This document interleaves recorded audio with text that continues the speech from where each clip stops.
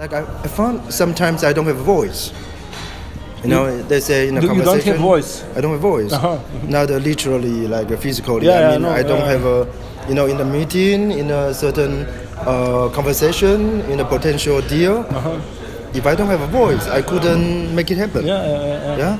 And there are many reasons. For example, the way I talk. For example, how I treat myself. What kind of position I'm in. Or did I provide a clear proposal or not?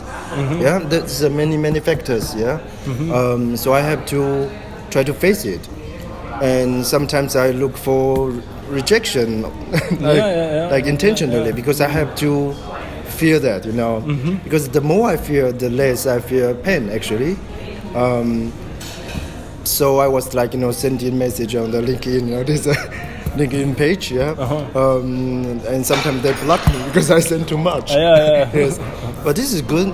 Sometimes you have people like your sales pitch is a shit. People will tell you like, okay, so what? So I just don't need to. Yeah. So this is like I learn. I think it's not. It's just in my situation and my age right now. I feel like I really have to adjust this part. So because I don't know, like I think this philosophy of popular practice from the Buddhism. So they do this observing. You have a meditation, you observe what is happening, and you just let it go. I think in some case it's very useful, but at the same time, sometimes it creates some kind of like fake distance. Because for example, if I'm a human, I still have to face I'm a human. Now, yes, my mental condition might be different from other people. You mean fake detachment? That you're like detached, but actually you're not detached. Exactly. And eventually, like I know some people, they are Buddhism practitioner, and they are like, they feel like they are Buddha. While they still, show many signs that the limitation, the attachment, whatever, because they practice this, and somehow they create some illusion, like I'm already don't care about anything, which is absolutely not true. Like if I can say like, okay, if someone trying to attack me with a knife and I don't feel anything, then yes, I can say that. But no, we're still human, we still have some kind of limitation, and we can choose how to face it.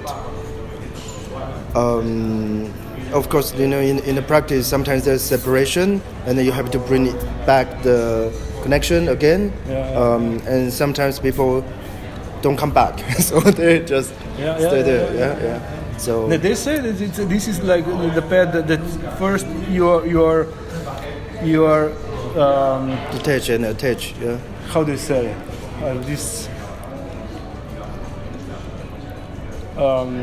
That you are first you create like observer, that you are detached, and you feel like I don't care. You are not influenced by external emotions yourself. But then the final step is that you fall back into yourself, into emotion, and you see that actually there is no observer. This is just one, So this was just fake step, this observer. That actually it's just emotion. Just there's not like I observe the emotion. It's just the emotion, just observing. Actually, there is not even emotion, just observing. Not object subject duality, but just observing. So.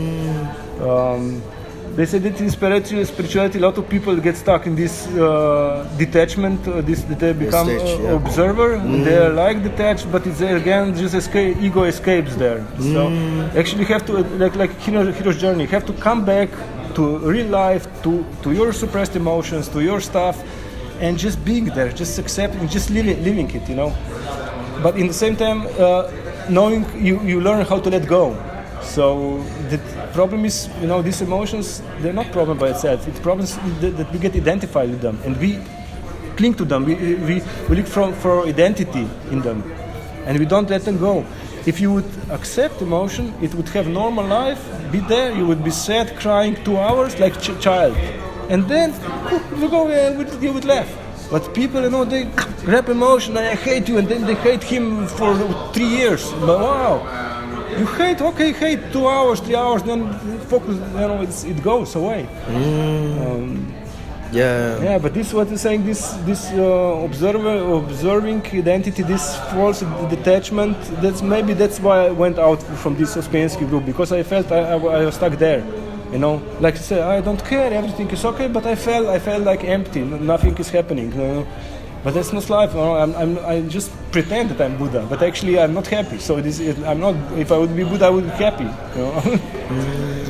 Yeah, what I like the idea about this fourth way that he mentioned, as far as I understood, because I read for many years another guy that works with Gurdjieff. Yeah, Gurdjieff work a lot with Ouspensky. They met and they aligned a lot, but they had different approach. And a little bit of approach. So I read a lot about Gurdjieff for many years, and what I remember is that the idea of the fourth way that somehow Sufis asked him to bring to Europe was that you have the fakir is the part of the body, where you focus all to liberate yourself from the difficulties that the body is, the way the body wants to dominate. So they go beyond that. And then you have the priest, this Christian priest, that is all about emotions and this devotion for the God and something. And then you have the Buddhist, which is the mind. The yogi. The yogi, okay. The mind of the working with the mind. And the fourth way, it's somehow, the way I remember, is like in life, all type of experiences are happening to you, and you should be able to distribute them to the appropriate center. So you have a physical center when you run for a bus, you have an emotional center when you have a breakup, and you have a mental center when you're calculating, maybe making a plan. And the idea, the challenge of this way that put them all together is not getting obsessed with any one of them, but filter every situation in your life and send it to the right center where it's gonna be processed properly.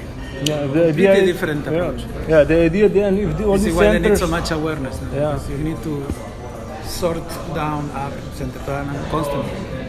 The idea is then if all these centers work in harmony, the higher centers starts to present itself. An extra center. Huh? This is an extra center. Yeah, it's the higher centers, like higher center. This is like the cards, the normal playing cards. It's like symbol of this. You read about this in Gurdjieff. Like Jack, Queen, King.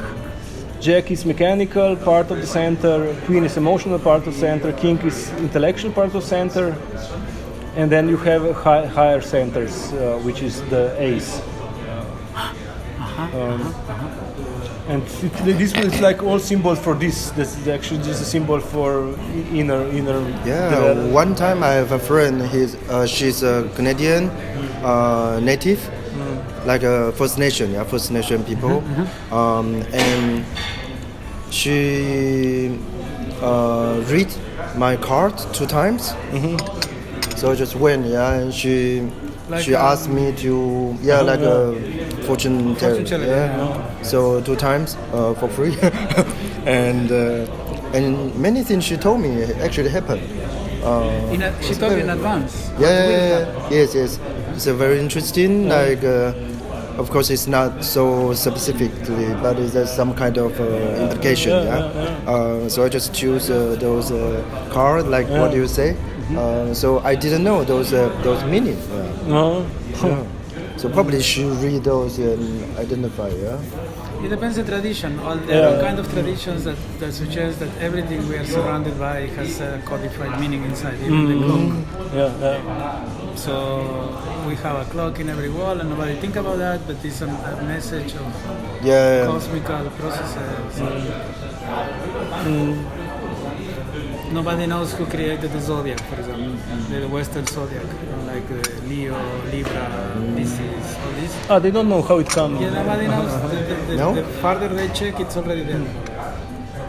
So I think all these works of esotericism are really working onto like this vast memory, mysterious kind of memory, and different traditions claim different techniques and different interpretations of that. And I think we choose the one that is it's closer to our temperament. I assume that. You know? Yeah. You can get obsessed with the yoga, or you can get obsessed with this asceticism, or with the Buddhist approach, according to your own psychology, profile or something. So, yeah.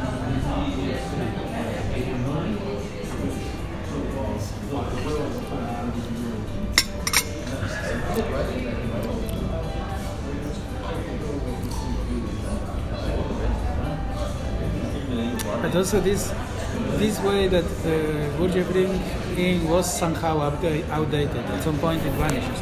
No, it's still valid. I mean, still a lot of groups around the world. Yes, but you had a book and there in Zhukova that was like somebody went behind all the steps of Gurdjieff in Middle East, and he ended up talking with the Sufis, and they say, yeah, well, this is over.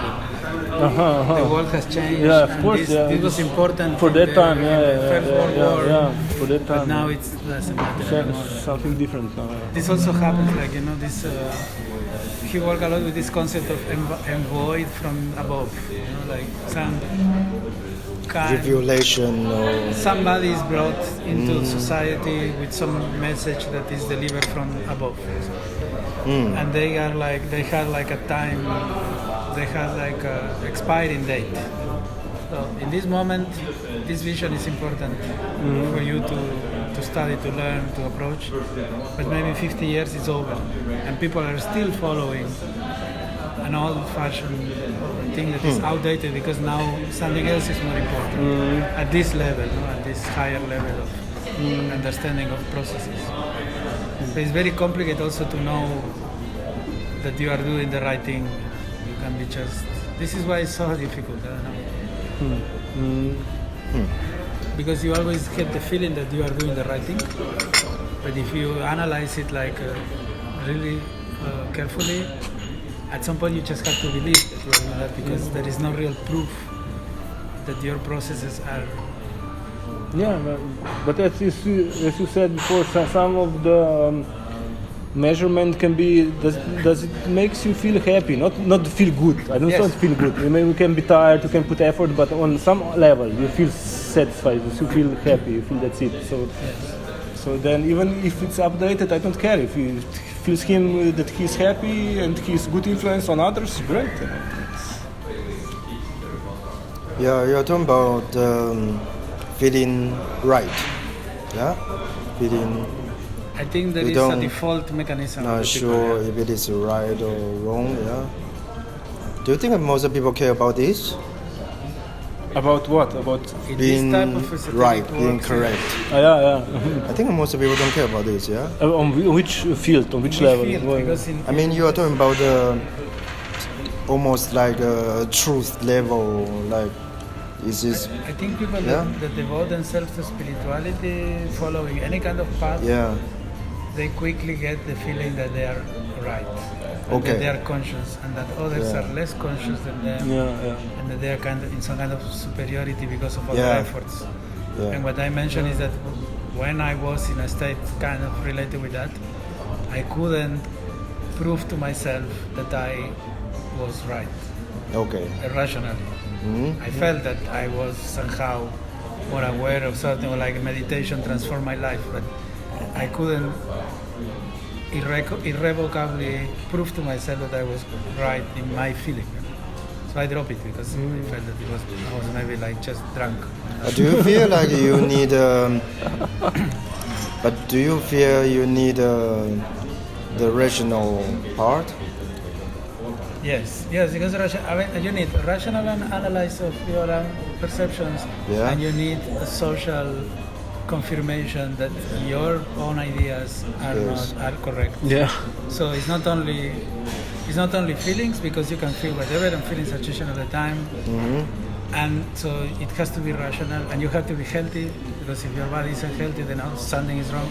And then everything has to work well, and everybody, and maybe your emotions, your body, your mind has to be like at the best possible state, because they are like super machines that they can give everything, And if you cannot think clearly, then something is wrong.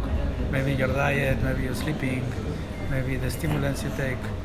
If your body has difficulties or problems also, if your emotions are too extreme or you don't feel them, it's also a problem. So all this has to be kind of optimal, and only on top of that you need confirmation from the exterior world, the people who care for you or you care for, to confirm that your perceptions are not completely wrong.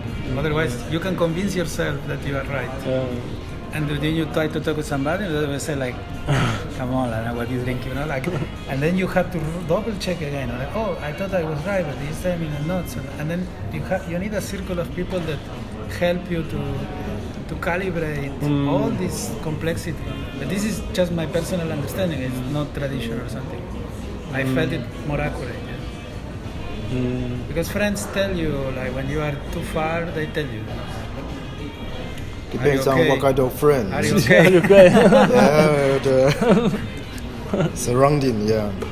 When I was in this Ouspensky, I had always this feeling, that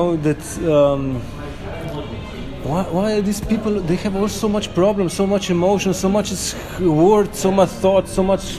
Why? But because there is nothing. There's just all this is so so temporary, so illusion, so not true. Because I got stuck so much there into this space of emptiness, but now I see it was maybe in a way it was okay, but it was not the place of waking up or happiness. It was a bit of place also escape. It's interesting how you can psychologically escape one part of yourself, which is identified just with the presence, just with the consciousness. So you're blocking your own emotions, your own thoughts.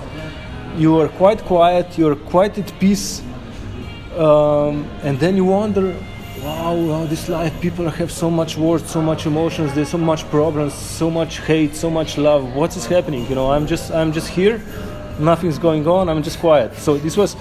And for me, this was a long period of time that I felt like this, There's a difference between feeling peaceful and feeling dead. Yeah. Some people like that because they're feeling dead. Some people are peaceful. But for me, it was not so black and white. I had both. Maybe some part of my ego grabbed this concept and called of it. Oh, this is safe place. I will stay there. Safe place. I will repress all my happening. But in a way, I guess, it's not black and white things, No, Maybe it's one not. part You of never, me was really yeah. experience this field of consciousness, which is really empty, quiet, peaceful, So I guess it can be both. Do you also experience like building a wall? Like From not for this Ouspensky group, for these friends, but from ex-friends and external world. This is very subtle. How do you feel superior? You don't rational. You say, oh, we are all equal, everything is fine, but on a subconscious level, you feel superior. You feel okay, I'm conscious, and you are immersed in these little emotions and this petty life of yours. Yeah, because sometimes you build it and it's hard to tear it down. Yeah. So it's just there, No, for me, I did tear it. Other people do that.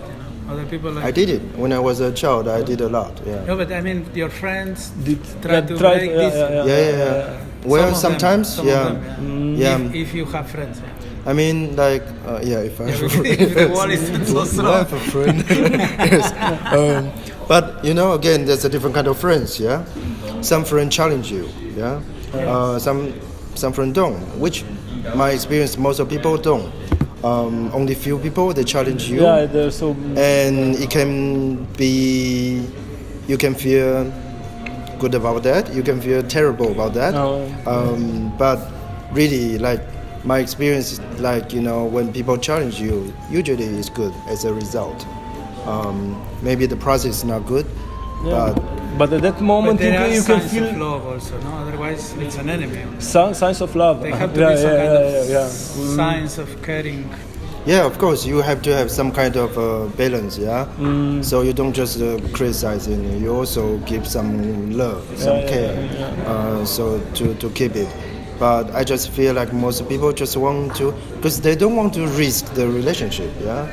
So if they can say something truly help you, but it might destroy the relationship, they choose not to do it. That's just why we have yes. Yeah, then it's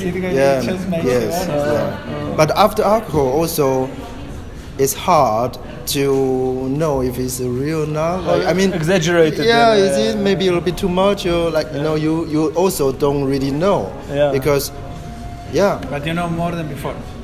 No, not necessary. A new layer. No, not necessary. Because when people come back, when they wake up, they say, no, it didn't happen. No. If it's a lady, she was just friend. You. So is it like no? And also depends on what kind of alcohol. Also, how much you pay for. Exactly.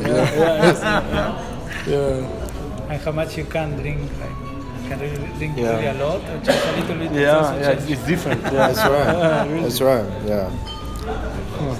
Hey, amazing, Giga. We could go talk forever. Are you busy now? No? You need to go. Yeah, somewhere. we go slowly. I don't know. It's a rush. Okay.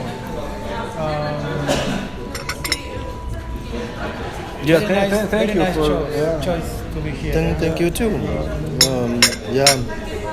Wish we can have a more talk like this. Yeah. No, for me it's also that you said to me, if I can, this is kind of for me a trigger, to not to get back in control, because I don't know if I have control, but at least some part of me wants to get out of this passivity. That's also send you this quote. I'm entering through the chimney.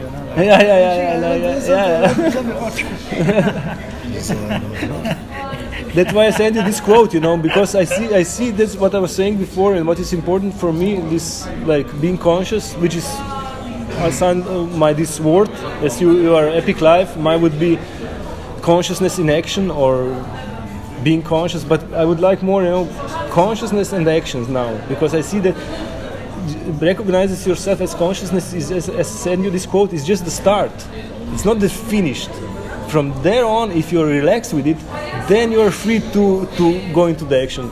If you don't have psychological issues suppressed which are blocking you, then you have to observe. And I see that I have to,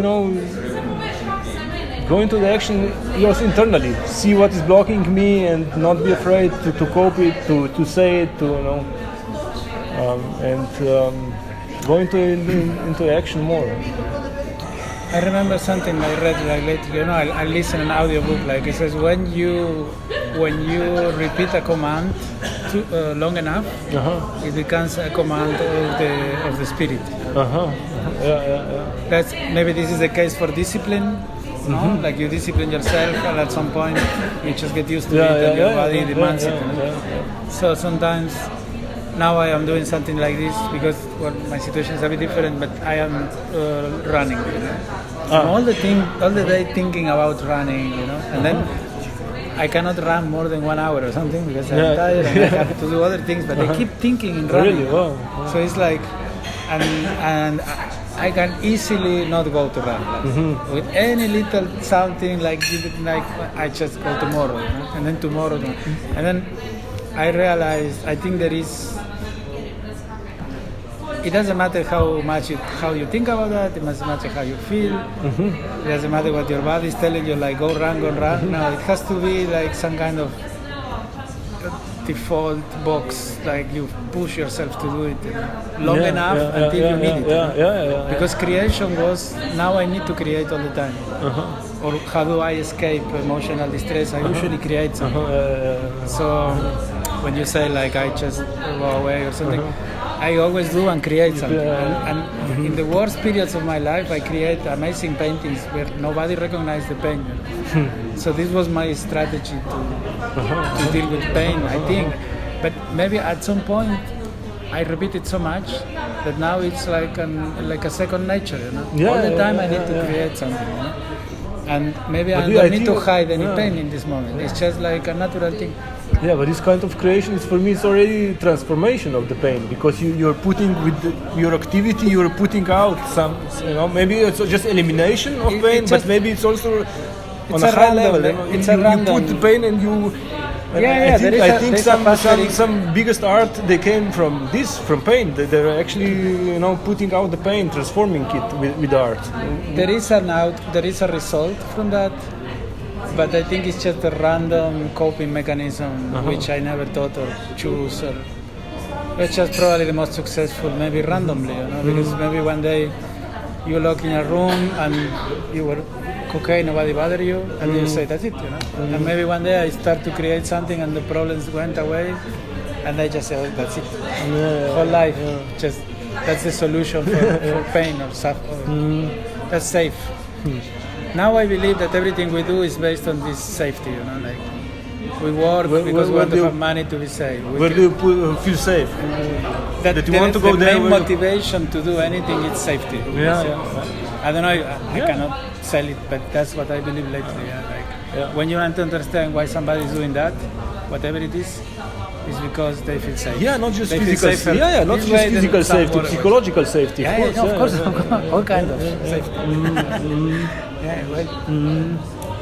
But now at running, what is your motivation? Because you said it's not about thinking, it's about that you. I force myself to go mentally.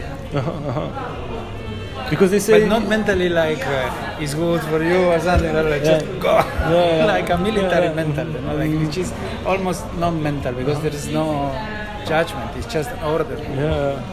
Because the mental can justify the well-being of that, but actually it's not even that. So actually, what I found the most successful is because I am playing drums with friends, with some Colombians, and we're trying to build some bands, and it's very complicated. And I have to learn all this specific, understand all this music, and then I put the thing, and I like so much the music that I can run forever. Great. So it's more. It's like I trick my emotions to enjoy. Exactly. And feel excited, and then carry my body like beyond. I would go back 1 hour ago, half an hour ago. So I'm tired. But you feel good after it, physically. During this and after, Because my focus is joy, so I won't do anything that is painful for too long, But other people, they appreciate more this hardship, and they will prioritize hardship as a mean of action over joy, I don't. Yeah, a friend told me, like he said, younger people, they don't know how to enjoy like bitter coffee. Bitter coffee. The bitterness, of the coffee, because they are too young. They couldn't, comprehend. They didn't have experience. Because why would you like buy to something bitter? But no, there's a beauty there. There's some kind of you not like you like to torture yourself, but this is you start to recognize. You start to appreciate. There's something rough in life, but it's great. Yeah, of course, it can be anything. I choose joy not because I got the feeling that this is the best thing to do. It's because I realize that that's what I'm doing. I realize that I am functioning in this way, always seeking for joy and avoiding pain. So I surrender to that. It's not a choice. Somebody put this in me. I don't know, parents maybe. My mother used to say this, like, I came to the world to be happy.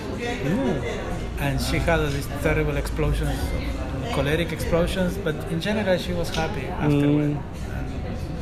Maybe I absorbed it from her, but I didn't choose what is my main. I try all of them, and this is the one that is always coming by itself almost. Yeah. But it's very connected, with the body. I think.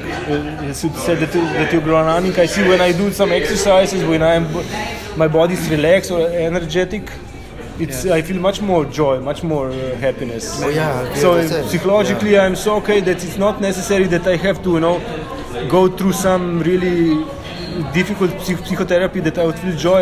Very often I see that just on the level of body I have to get relaxed, get some energy, and I feel okay. So yeah, this running is great. I think meeting people is also for me, meeting friends or anyone. Because I think a lot of the big need that we have in the psyche is to belong, So if we go through a meeting of 1 hour or 2 hours with others without conflict, then you get this extra shot of for sure, I belong to this situation. I was accepted there. Even if you are arguing, I don't know, it can be, but somehow the fact that I use this a lot because I feel it's the healthiest is to throw yourself in the public. It's the safest because I think I had periods of loneliness where I was just in my own world, and then I almost couldn't talk with people. After months of that, I went to the supermarket and I was like, because it was so hard to communicate. Yeah, you had to get used to it back, to get the habit. You won't be able to pass the custom in the airport. Although the extra pressure must is be worse. suspicious. I am always suspicious in general. Check, I go to toilet.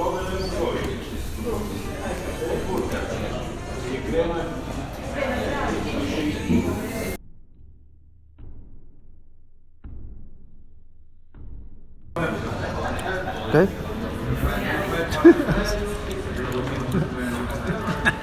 For the Bonsoir. soldiers. Yes. Bonsoir. So I'm going to ask you the first question. Yes, go ahead. So, could you talk about one event in your life which changed your direction, in your life? One event that Yeah. just one. I have to choose one. You can choose 10, but we don't have a lot of time.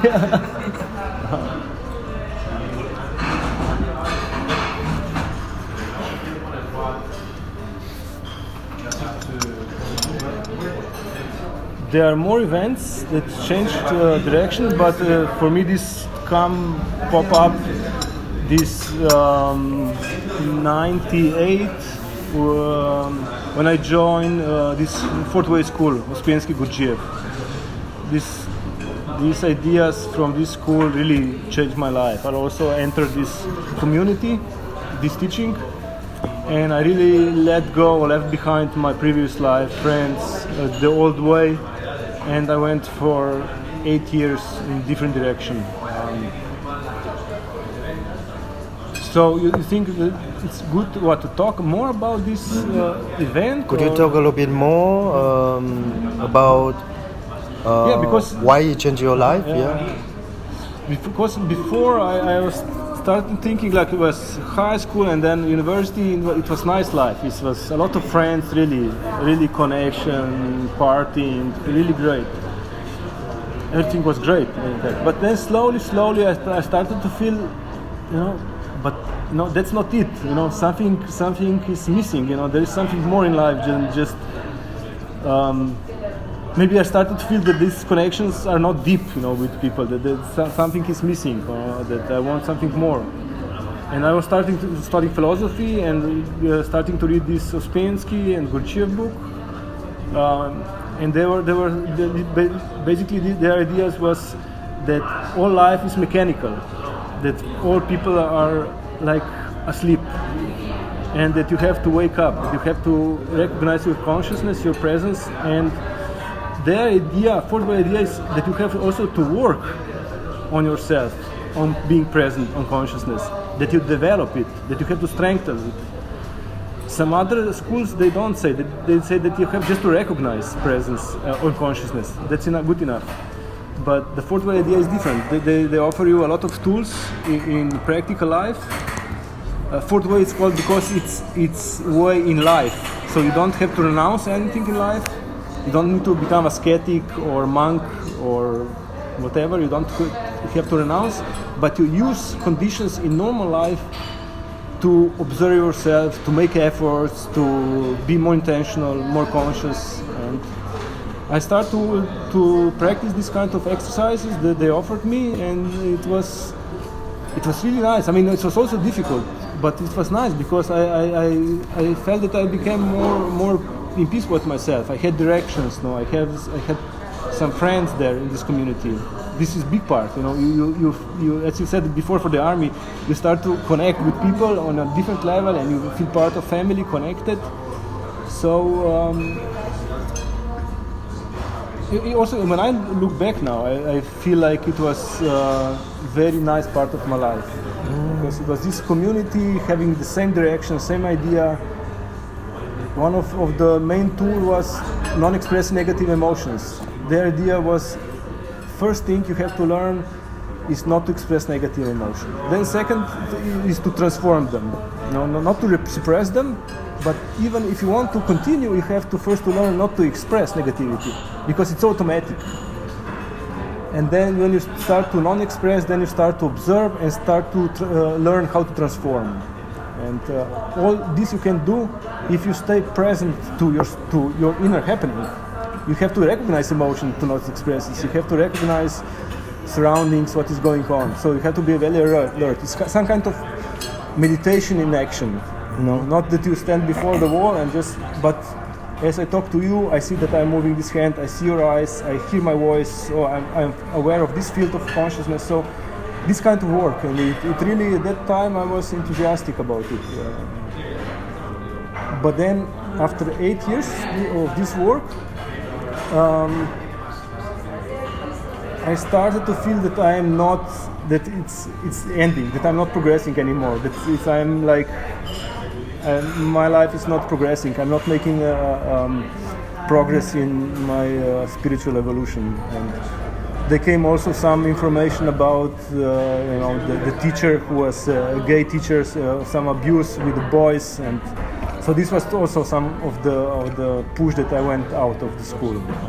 But this was kind of event that changed my life. It's very interesting. Yeah. Yeah. I would like to discuss this later, but I will follow up the second question. Okay. Mm-hmm. So, what brings you hope? Hope. Yes. Is it a general question? No, it's good. It's okay, yeah. But the first, again, if I look in my mind, the first answer was children, and now especially my child. Because with children I'm joyful, I'm happy, with no reason. I'm just with them, and okay, if I'm tired or negative or something, then it's difficult to be happy also with children. But in general, mostly with my daughter or children, when I work with them or together, I feel this joy and happiness, and that's why it's also kind of hope, but not hope for the future, more faith. I would say more faith that there it is, happiness is here, life is here, everything is okay. Maybe I hope, my association with the word hope is more, I hope something now for the future, that it will be better. So this concept I don't recognize so much because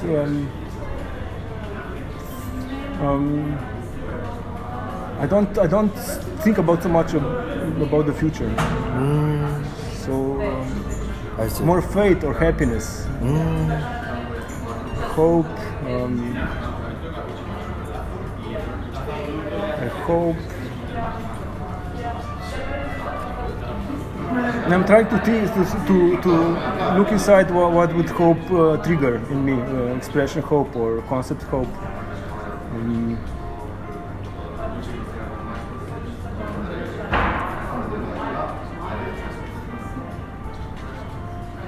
I mean, I had hope that it will be okay, but because if I also look in the past, always when I thought that it's not good, when I look now in the past, it was for something was good. So I would say I have hope in life in general, that whatever it brings, even it's horrible things, it has a purpose on some deeper level, on soul level or spirit level or consciousness level, I don't know. So in this sense, I have hope, but again, I would say more faith. Okay. And how do you bounce back when you have struggle? Bounce back? What does it mean bounce? Like coming back, to, some people, if they have struggle, they continue struggling. But if you, come back, and become normal again, how do you do it? How do I come back? How do exactly? Yeah. From struggle, from difficult moments. Yes. As I said before, sometimes I pretend that there is no struggle, there is no difficulty. Sometimes, it is one technique. Sometimes I do this, but now I'm recognizing that maybe this is not so okay. Sometimes I use spiritual concepts again to make me feel better. Again, maybe I'm not solving the real problem with this. But sometimes also I just try to stay present with the struggle, with whatever is happening, and observe what is happening, and not judge, not even put some etiquette, some concept on it, what is going on. Just try to see emotions or feelings, what is happening, and observe my mind, who is trying to analyze or get it or understand it. But sometimes I see that it's the most practical is just if I allow these problems or struggle to go on, that I do actually nothing. I just observe, and then the solution comes by itself. If I'm so strong that I stay with the struggle, that I look at the problem or the difficult moments or negative emotion, or I think, oh, my partner, she's like this, I feel like, but okay, no, I don't need to say something bad to her, I don't need to judge me, I just stay with it, and then maybe one day in 2 days I see it goes out, and I feel very good, I feel love again, But when, very often I also in the past, I escaped, have a joint, it's kind of way that I escape struggle or difficult moments. Do we have to have joint or? Yes. Is it for children? No. Okay. Yeah, but also bounce back. Also, I did a lot with the physical exercises. It helped me a lot. I was doing a lot, many years. Each morning, 1 hour qigong, tai chi, and helped me to balance. I didn't know you do it. Yeah. Now, when I have these young children, 2 years, I do it less because it's different focus. How I still bounce back. Sometimes also it helps to meet with some friends or to talk about it. Many years I was also writing a diary. This also helped me. In the evenings I wrote everything down. Just like also maybe just facts or some thinking. I think it helped me. Lovely.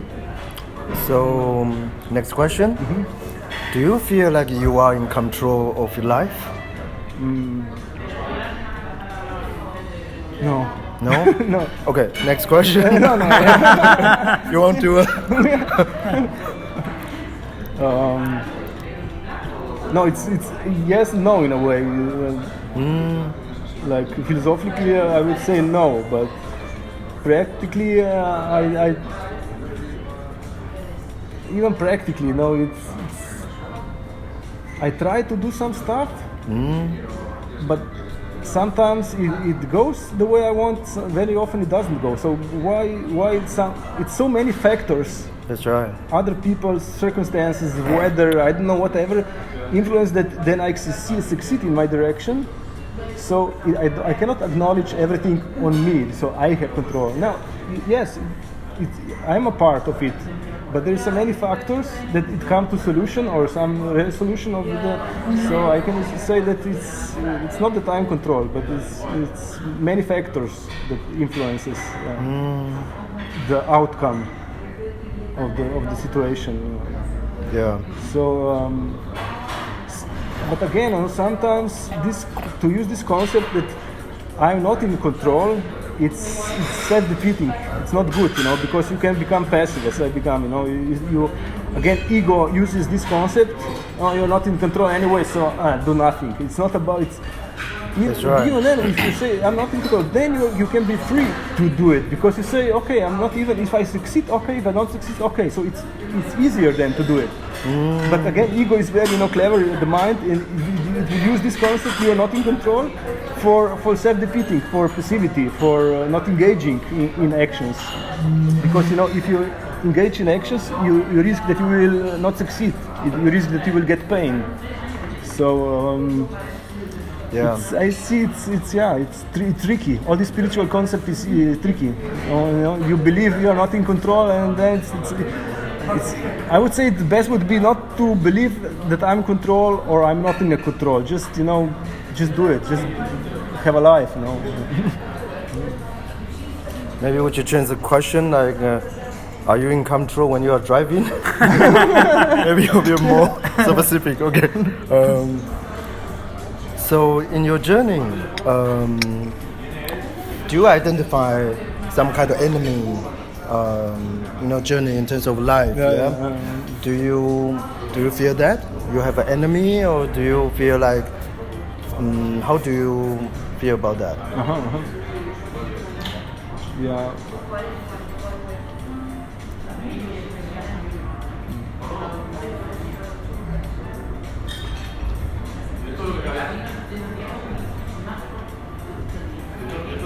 No, from the outside, no.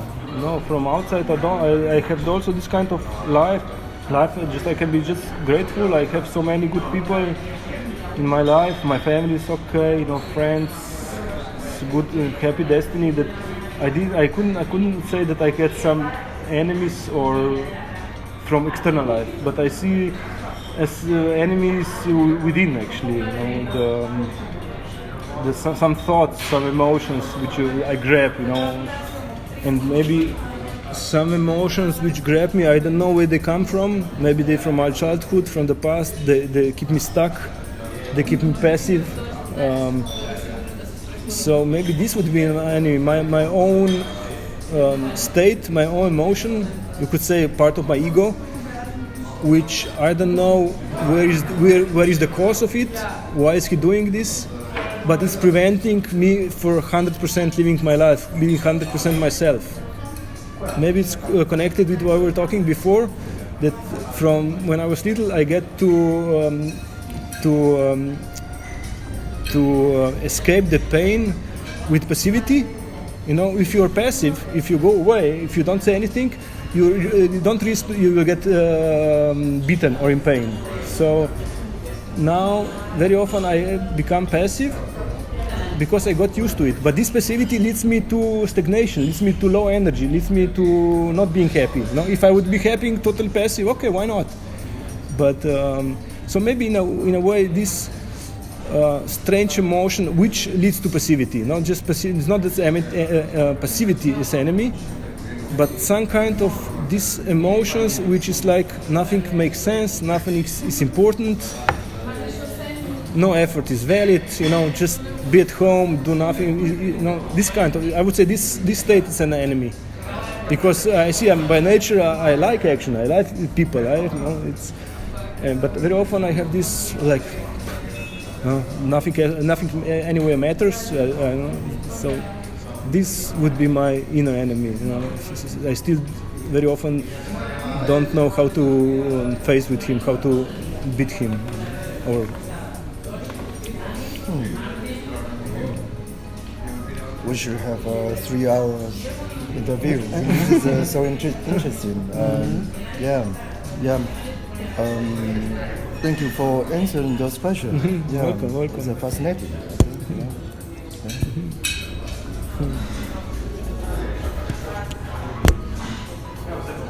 Thank you.